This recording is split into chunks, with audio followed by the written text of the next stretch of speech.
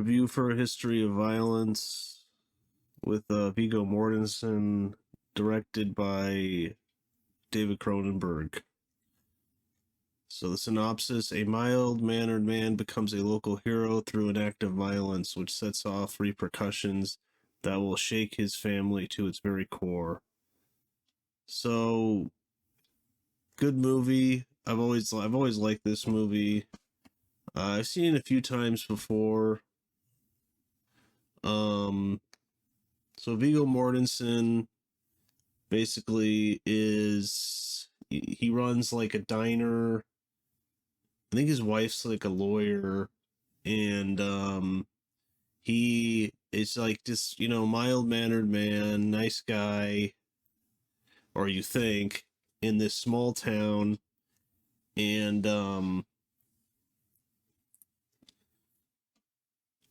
one day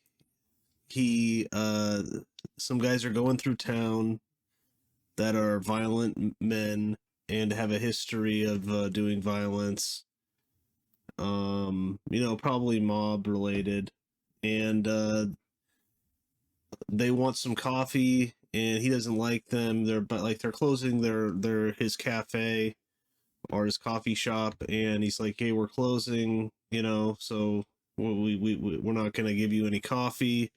That pisses him off, and then they attack some of the people. They pull out a gun. He ends up taking the gun away and killing both of them, defending everyone. And he's like a local hero in the town, and he gets put on the news. His picture gets put on the papers and the news, and this sets off a problem for him, though, because he has a past where he'd like to keep it under wraps. He changed his name. He moved away from Philly, which is where he's from, where his brother is like a mob boss, his older brother.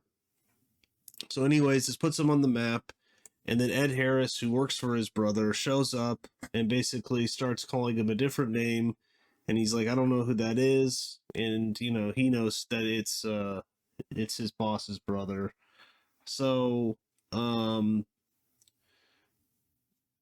So yeah, that's why it's called A History of Violence, because he literally has a history of violence. But yeah, I really like this movie. Cronenberg, great director. If I had to choose my favorite Cronenberg, it's probably Videodrome. Maybe then The Fly, probably, but I just love Videodrome. I love James Woods is such a good actor because he can be funny and dramatic. But Viggo Mortensen's, a really good actor too. Not funny, really, an actor, but an intense, good dramatic actor. Obviously, he is Aragorn the King in the Lord of the Rings trilogy, which apparently he was like a last-minute choice. I think he was their backup, or it was something like that. He wasn't the stunt man. Because he'd been in stuff in the early 90s. Like, he's in Carlito's Way. He's in some stuff before Lord of the Rings. But I forget who they were going to have in Lord of the Rings before him, but he dropped out for some reason.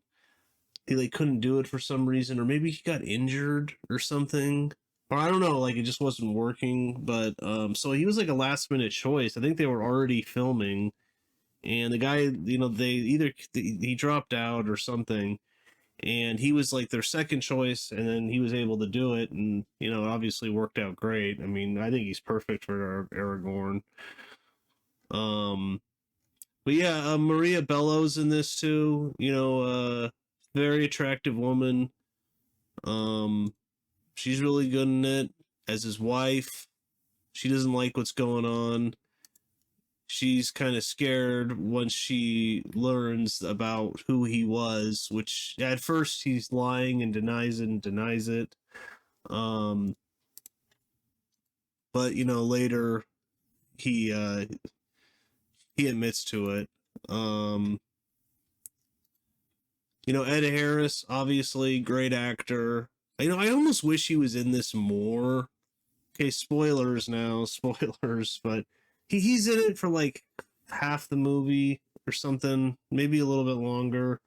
But he's the guy they send out, and then Viggo ends up killing him and his other guys.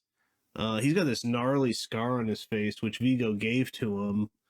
Apparently, I forget how, but yeah, and he kills him, and it's kind of like, I don't know. I wish he was in it more because I love Ed Harris too. He's one of my favorite actors. And but then, after that, his brother calls him. He's like, "Come to Philly. We have to talk." So he does. William Hurt's his brother. Not a massive William Hurt fan, but R.I.P. He's dead now, unfortunately. But yeah, died 2022. It all culminates. He goes and sees his brother, and and he tries to kill him, and then he kills his brother. That's a little predictable, but I really do like the movie a lot. Roger Ebert gives it 3.5 out of 4 stars. I'd probably agree with that. I'd probably say like the first half is better than the second, but it's still pretty good. So he says a history of violence has 3 levels. It refers to a suspect with a long history of violence, to the historical use of violence as a mean of settling disputes, and to the innate violence of Darwinian evolution, in which better adapted organisms replace those less able to cope. I am a complete Darwinian, says Cronenberg, whose new film in many ways is about the survival of the fittest at all costs. In small town Indiana, Viggo Mortensen runs one of those friendly little diners that acts as the village crossroads and clearinghouse. He's the kind of guy everybody likes, married to a lawyer named Edie, Maria Bello, father of teenager Jack Ashton Holmes, and young Sarah Heidi Hayes. He has one of those middle American accents in which every word translates into "I'm just folks." Okay.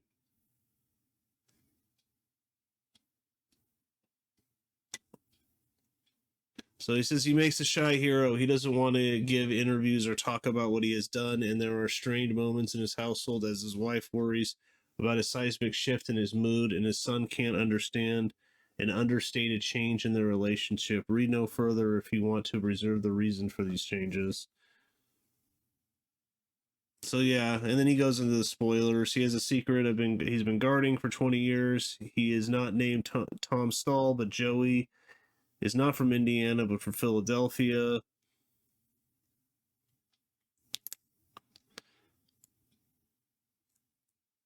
History of Violence seems deceptively straightforward, coming from a director with Cronenberg's quirky complexity, but think again, this is not a movie about plot, but about character. It is about how people turn out the way they do, and about whether the world sometimes functions like a fool's paradise. I never give a moment's thought about finding what water to drink. In New Orleans, a few weeks ago, would I have been willing to steal from stores or fight other people for drinkable water? Yes, if it meant life for myself and my family, but I would have made a pitiful thief and fighter, and probably would have failed. Since I am wandering, let me wander farther. At the Toronto Film Festival, I saw. Whatever. I don't know. He goes into talking about another movie, but yeah, I mean, I probably agree. 3.5 out of 4 stars. I think that's about right. Not a perfect movie, but really good. I also liked his one he did after this, Eastern Promises. I don't know, maybe I'll rewatch that and review that too. That stars Viggo also. His new one did too. What is it? Crimes of the Future. But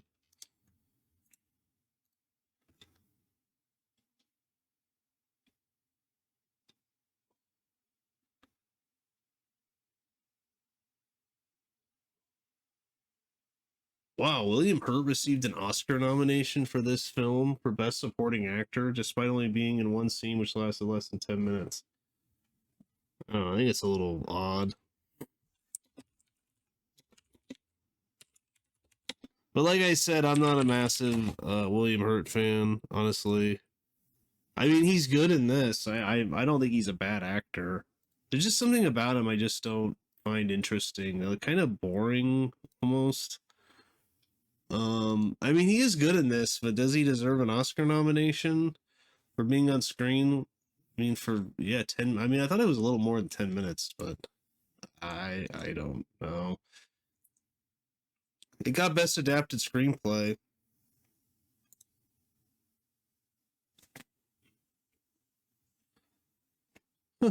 The guy who wrote this also helped write Masters. Oh, he was in the art department for Masters of the Universe. Ooh, that's not a good movie. The guy who wrote this hasn't really. I haven't seen anything else he's done, but So yeah, I got a best adapted screenplay nomination. And William Hurt got nominated, which is kind of weird, honestly.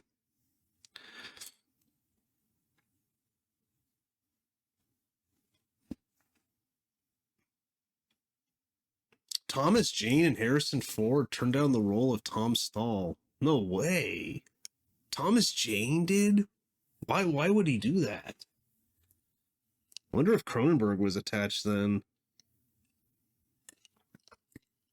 It just seems odd, because, I mean, Thomas Jane is one of those actors. I really like Thomas Jane. I think actually he is good as Punisher, but the Punisher movie he's in, unfortunately, is not very good. Some good scenes, some good things happen in it, but I think he's the best on-screen Punisher. I mean, and then there's the show too, which is totally different because it's a TV show. I'm talking about for movies. I think he's the best Punisher we've had.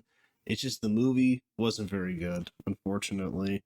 But Thomas Jane and Harrison Ford, that would have been interesting to see Harrison Ford in this role. That would have been interesting to see that. But Viggo's good too. But both either of them, I think, would have been good too.